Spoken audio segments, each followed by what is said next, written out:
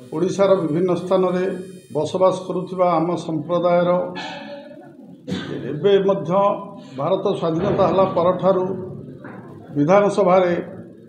जड़े हेले प्रतिनिधित्व करना ओडिशार विकास पई ए जाति सबुबले कार्य करिछि। भारतर स्वाधीनता संग्राम में ए जातिर ए संप्रदायर व्यक्ति मायाधर भूया शहीद होइछन्ति। एही माटीरे एबे जड़े युव समाजसेवी सामाजिक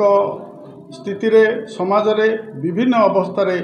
आपण माने तांकर कार्यकलाप को आपण गणमाध्यम रे प्रकाशित करी समस्त पाखरे तांकर स्वतंत्र परिचय सृष्टि करिसंती। से होउचंती श्रीमान अशोक कुमार बेहरा महोदय। आमे ओडिशार सर्वादूत मुख्यमंत्री निकट में आपण मानक जरिया रे तांकर प्रतिनिधित्व को ग्रहण करने विनम्र निवेदन करने चाहूँगी। सारा ओडिशा रे वर्तमान एक संगठित जाति हिसाब से परिगणित हो सारी ये जातिर समस्त व्यक्ति माने शिक्षा क्षेत्र में, सामाजिक क्षेत्र में, राजनैतिक क्षेत्र में, संस्कृति क्षेत्र में, सबु क्षेत्र में उन्नतिर चरम सोपान पहुँची। ये जाति हूँ गोटे श्रृंखलित जाति एवं बरी माटी हूँ गोटे श्रृंखलित माटी, शहीद माटी, शांतिप्रिय माटी, जार प्रमाण स्वरूप मायाधर भूया होती माटीर दायक जी इंग्रेज सरकार विरुद्ध शहीद होती आप समस्त जानते। तेणु ये माटी दीर्घ 20-21 वर्ष धरी माननीय मुख्यमंत्री नवीन पट्टनायक नेतृत्व को सम्मान दी ये दावत अन्य कौन दलर प्रतिनिधि विधानसभा को पछी पारि ना माननीय मुख्यमंत्री व्यतीत। तेणु ये जाति ये माटी को चाहे गोटे जड़े शांतिप्रिय नेतृत्व असामाजिक गुंडा श्रेणी कि अन्य कौन आतंक सृष्टि करुवा व्यक्तिविशेष नेतृत्व ये माटी केवे चाहिए कि चाहब ना। तेणु आमर समस्त नवेदन निश्चित भाव में अतीत आम मुख्यमंत्री महोदय जो भाव में आम बरी माटी को जड़े सुयोग्य विधायक देते जहाँ कार्यकलाप बरीमाटीर समस्त गरीब जनसाधारण उपकृत होती। जदि कौन परिस्थिति टिकेट न दि जाऊँगी आम आम जाति तरफ आपण माध्यम माननीय मुख्यमंत्री निकट एवं माननीय 5T अध्यक्ष VK पांड्यान निकट में आम सांगठन संपादक प्रणव दास महोदय निकट में आम दाबी रखुचु जे आम जातिर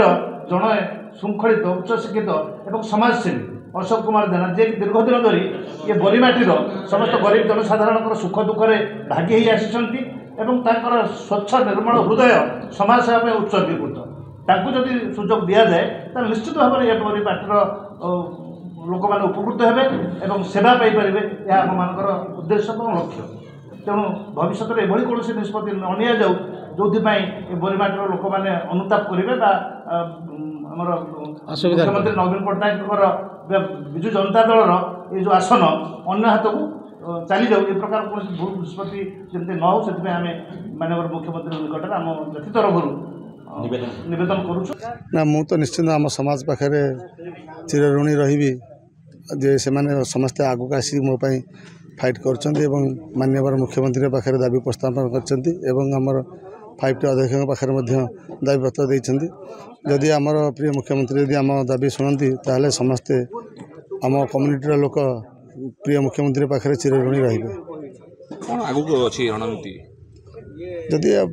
माननीय मुख्यमंत्री यदि आमको प्रार्थी करती ताहले आम निश्चिंत समस्त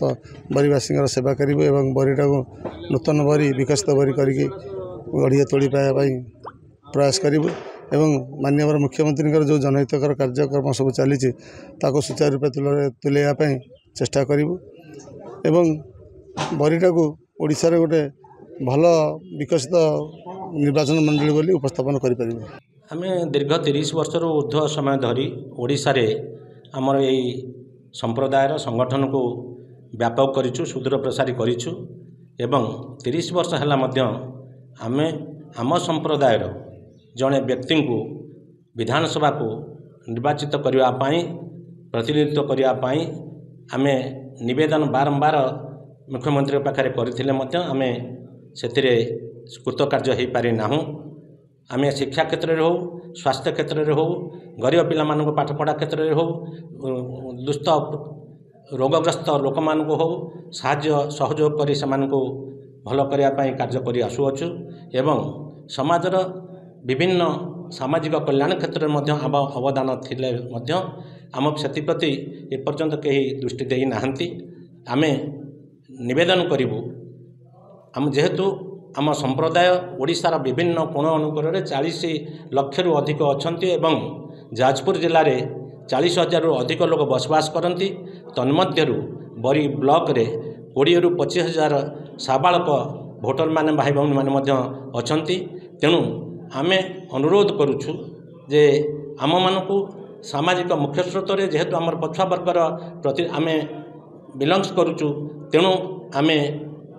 ଜଣେ ଆମ ଅଞ୍ଚଳରୁ ବରୀ ଅଞ୍ଚଳରୁ ଆମର ପ୍ରତିନିଧିତ୍ୱ କରିବା ପାଇଁ ଆମେ ଚାହୁଁଅଛୁ। ଏବଂ ଆପଣମାନେ ଜାଣିଥିବେ, ଆପଣ ମଧ୍ୟ ଜାଣିଛନ୍ତି ମଧ୍ୟ ଆମର ରତ୍ନଗିରି, ଚନ୍ଦନପୁର, ମନ୍ଦାରୀ, ଧାରପୁର, ବାଲିଆ, ଇଶାଣପୁର, ସ୍ୱାଇଁଖଣ୍ଡା ଆଦି ବିଭିନ୍ନ ପଞ୍ଚାୟତରେ ପ୍ରାୟ 25,000 ଲୋକ ମାନେ ସାବାଳକ ଭୋଟର ଅଛନ୍ତି। ତେଣୁ ଆମେ ଆଶା କରୁଛୁ ସେମାନେ ଆମକୁ ନିଶ୍ଚିନ୍ତ ଭାବରେ ଭୋଟ ଦେଇ ଜୟଯୁକ୍ତ କରିବେ। ତେଣୁ ଆପଣମାନଙ୍କ ଜରିଆରେ ଆମେ ନିବେଦନ କରୁଛୁ ମୁଖ୍ୟମନ୍ତ୍ରୀ ଏବଂ 5TV ସଚିବଙ୍କ ପାଖରେ ଆମର ଏହି ବାର୍ତ୍ତା ପହଞ୍ଚିବ ଏବଂ ଯୁବ ସମାଜସେବୀ ଶ୍ରୀଯୁକ୍ତ ଅଶୋକ କୁମାର ବେହେରାଙ୍କୁ ଏହି ବିଧାୟକ ପ୍ରାର୍ଥୀ ରୂପେ ନିର୍ବାଚିତ ସହମତିରେ ତାଙ୍କ ନାମ ପ୍ରସ୍ତାବ କଲେ ଆମେ ନିଶ୍ଚିନ୍ତ ଭାବରେ ଉପକୃତ ହେବୁ।